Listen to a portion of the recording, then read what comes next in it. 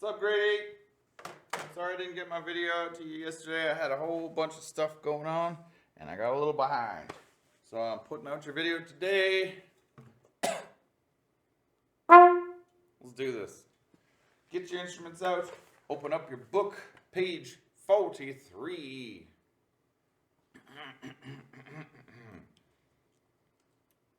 Actually, no, don't do that. I got a better idea.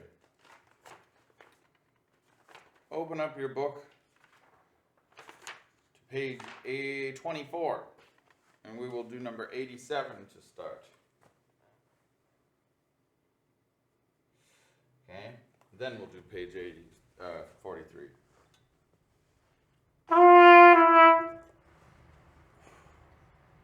Number 87, chop builder, all slurred. Make sure you got a nice consistent tone. Okay, one. Ooh, metronome. Probably should shut that up. My bad.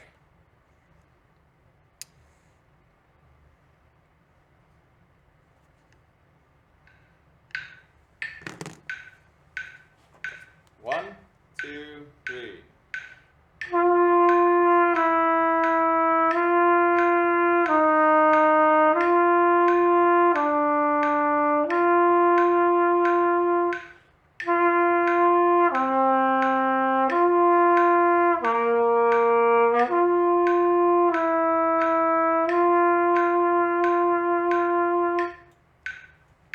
Face warmed up. Mr. Peterson, to the front desk, please. Mr. Peterson, to the front desk, Now please.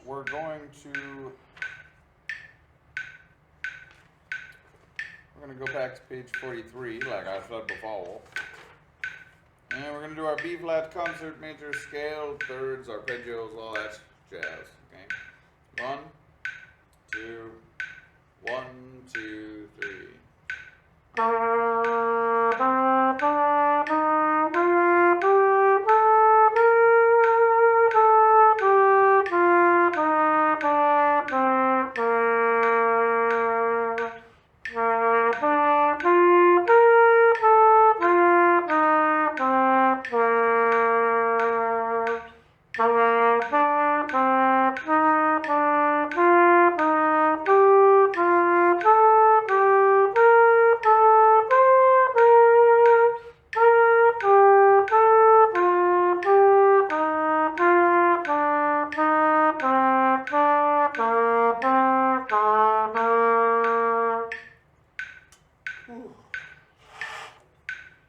Okay. Now, before we get super crazy, we're going to do the chromatic scale, and then we're going to go back and do one of the others. So, chromatic at the bottom, number 5. 1, 2, 3.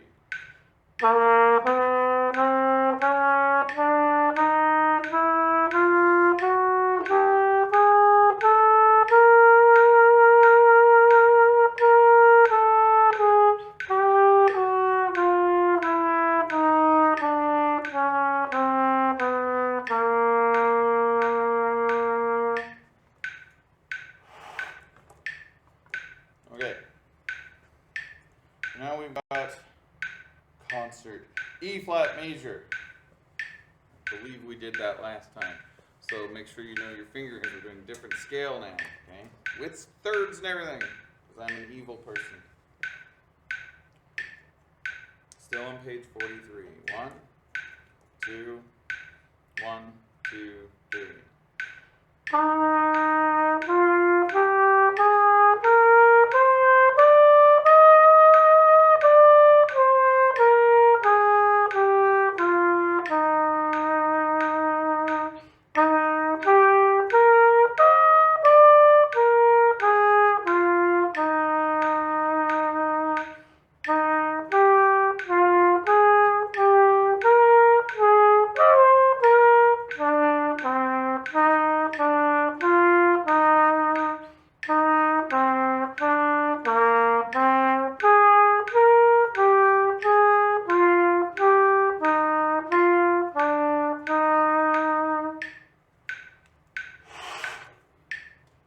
When you do that scale slower, do it slower. Do it at whatever speed you gotta do.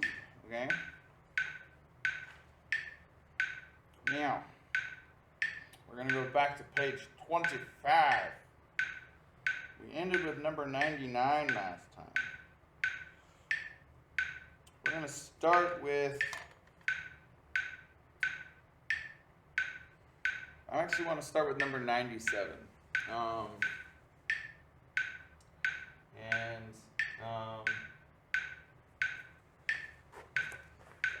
Because we worked on the differences between slurring and staccato, okay?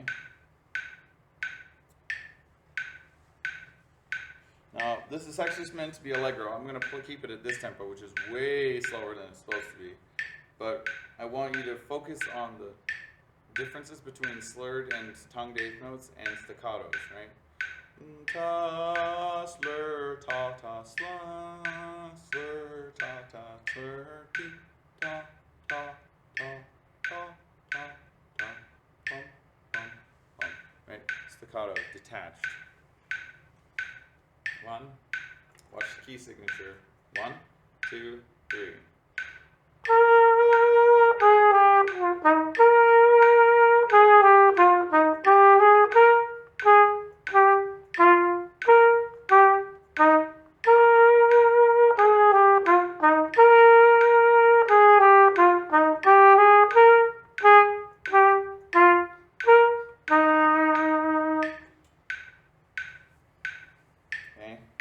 And you notice when I do my staccatos, it's like pa, pa, pa, pa, right? It's still the duration of a quarter note, right? Even the decay is really part of that duration. We just need to make sure it's little bounces between them, right?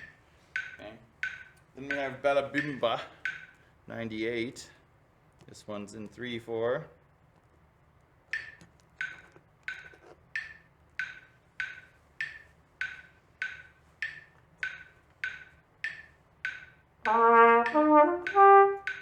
One, a bar and one with a breath.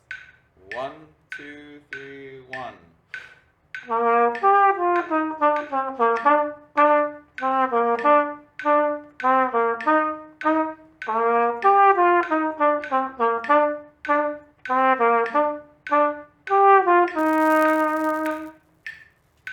Right. Now, just to give you some context here, okay? Articulation, slurring, and all that, that's all, it's how we pronounce things, right? It's a form of defining the language in the music, right? I'm just going to play it straight with no articulation, and you're going to notice it doesn't sound nearly as good.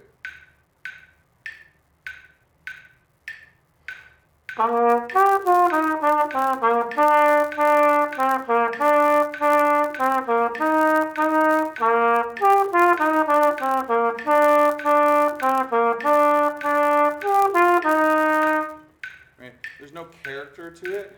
Right? That's what that's there for. Okay? It's what makes it sound interesting. So you gotta actually do that. Right?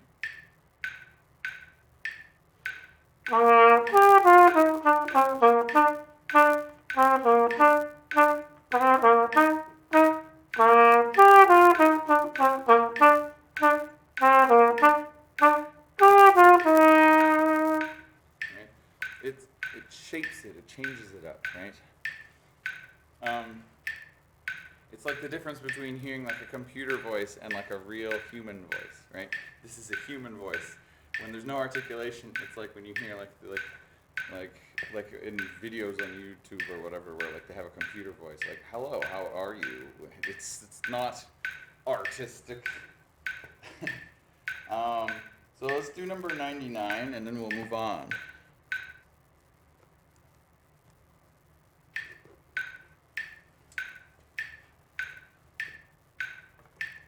Okay. So we got some chromatics, some dynamics, slurs, all kinds of stuff in this one. 1, 2, 1.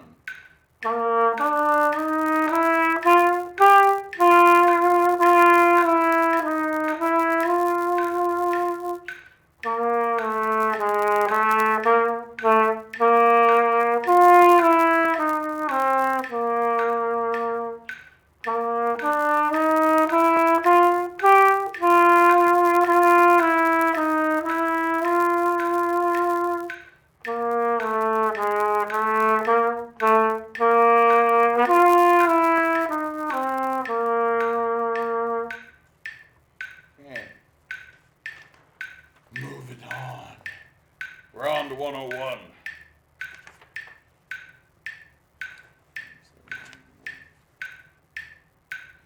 Okay. So now we've got a chop builder, okay? Now this is more for our brass than it is for our woodwinds. If you can get used to hearing how this one sounds, I challenge all our brass players to try and play it on your mouthpiece. If you can do that, then you can play anything, okay? Now, the first two measures for brass are all the same slide or fingering position. It's all open, right? G, C, G, or F, B flat F. Then the next one we've got F sharp and a low B for the B flat instruments. And those are both first finger, right? Then the next one is all second finger. So for trombones, it all goes first, second, then third, right? The goal here, keep your air flow steady and the dynamics equal between them, because we don't want to be like, right? We have to keep it steady.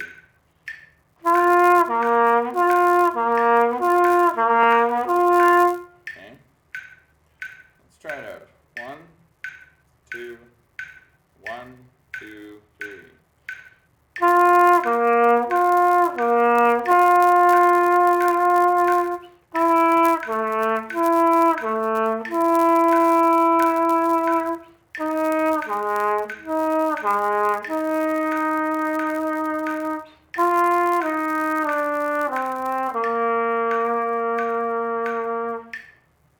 That's a really good warm-up. Now we're going to get into airflow, okay? So we're going to look at number 102 here. And I'm going to ask, it's going to seem weird doing it at home by yourself, but I ask you to try this, okay? Now, the higher the note is, the more air you need to get up there. The faster your air needs to move, I should say.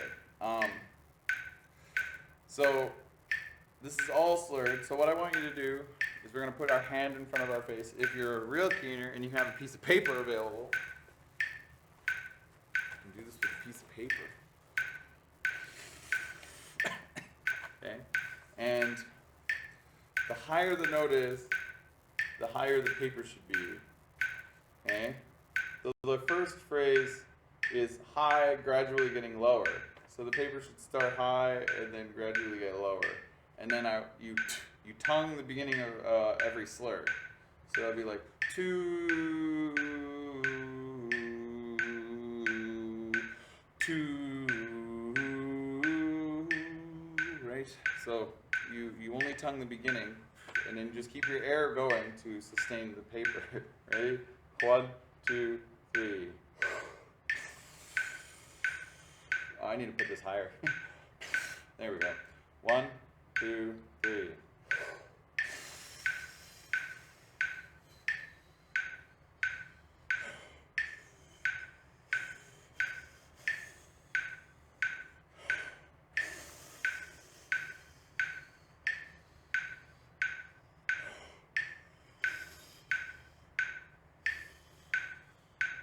Now, it's a lot harder to do this with the paper. Way harder to do it with the paper than it is to do it with the instrument. Which is why my teacher always made me do it. And I hated it. You probably hate it. I still hate it. But it is a good example of like how we need to actually control our breath. That was a really bad piece of paper to be doing this with because it's actually covered in it's a label piece, so it's really heavy. So I was testing my tuba lungs. I wasn't good enough. Also, don't drink coffee and then play your instrument. Bad example. Sorry. So low down. Okay. Forte, all slurs. Okay. There's your first note.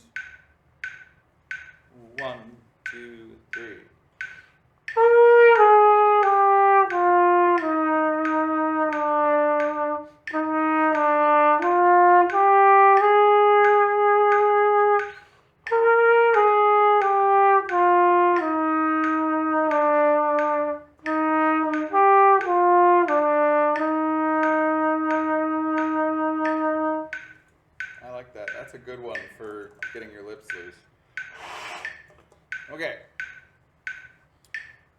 going to do 2 more and then we're going to wrap this up here. 103, dotted quarter notes. Now, you guys should know this already, but in case you don't, a dot means we take the full value of a note and then we add half of it. So, this is a whole note, 4 beats. A dotted whole note takes half of a whole note and adds it, so it's a 6-beat note. In the case of a dotted quarter note, we have a quarter note, and we need to add half of it. Half of a quarter note is an 8th note, so it is like a quarter note and an 8th note combined, so it's 1.5 beats.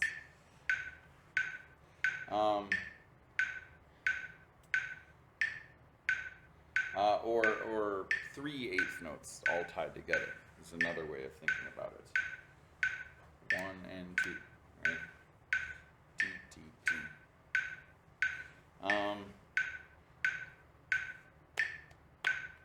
So, I want you to try this out with me just for sight reading purposes.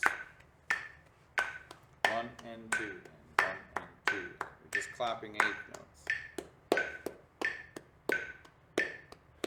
And we will say the top rhythm of 103 while we clap 8th notes, okay? So if you see the 3 8th notes tied together, we say ta, even though those are 8th notes because they are longer than a quarter. So dotted quarter gets ta, okay? 1, 2, here we go.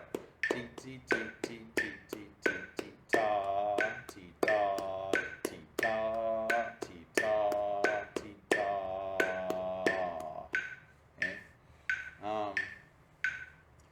Now luckily for you guys, there's only 2 notes in this one, so this should be pretty easy. Let's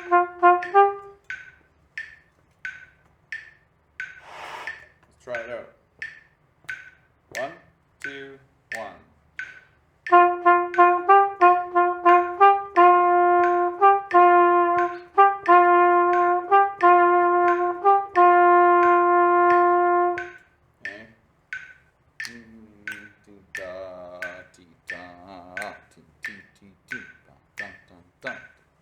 Got to get used to counting through those notes. So, now we're going to look at alouette. Now we have an interesting little new term here. So we have DC al fine in number 104. Now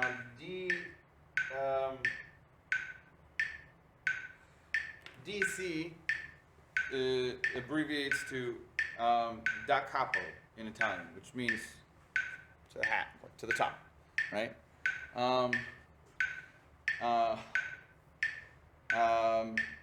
So when you get to a bar that has DC, that means go back to the beginning, okay? It's different than a repeat sign, because a repeat sign means go back to wherever the beginning repeat, the reverse repeat sign is. Da capo specifically means go all the way back to the beginning. Sometimes that could be in the middle of a repeat. You never know, right? It might say DC on the second time. So they're different things. So DC means go back to the beginning. But specifically, it's not just DC, it says DC al fine, which means, or not fine, not al fine. DC al fine, which means to the top until the end, but not the end of the piece until it says fine. And you'll notice that the double black line is actually halfway through the piece and not at the end, because this is a 2-line long piece. So the fine is actually halfway through. So you play to the end of that first line, and then you actually keep going to the end, where it says DC al fine, which means go back to the beginning and play to the end of that line where it says fine. So that's a different way of writing. It's a way of saving ink, right? Because they want you to play those first 8 measures exactly as they were again. But why would they write them out again if they're already written there, right? So that's why we have DC al fine. Right? It's just a way of saving time and ink. Okay? You guys should know Alouette. Right? Ta ti ta ta ti ti ti ti ta ta ta ti ta ta ti ti ti ti ta. Good luck with all of the dynamics and slurs and staccatos. Got to do everything. All the right notes, all the right articulation, good tone, slurring, everything. Okay? Don't anytime you're like, oh, that was good enough. You've just failed, because that means all you've done now is when you make a mistake and you go, it was good enough, that means that you're going, my mistakes are okay. That's not what we want, okay? 1, 2, 1, 2, 1.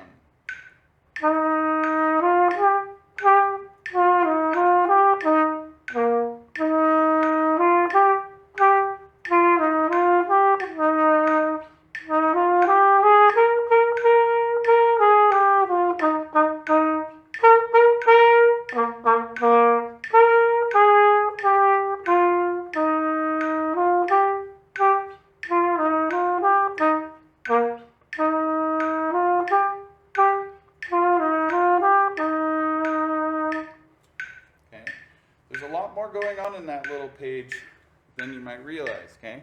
Playing with finesse and clarity is difficult, okay? So, I hope that gives you guys something to work on, something a little more challenging. And I miss you guys a lot. Tune into Fresh Air, and I will see you on Thursday. Bye.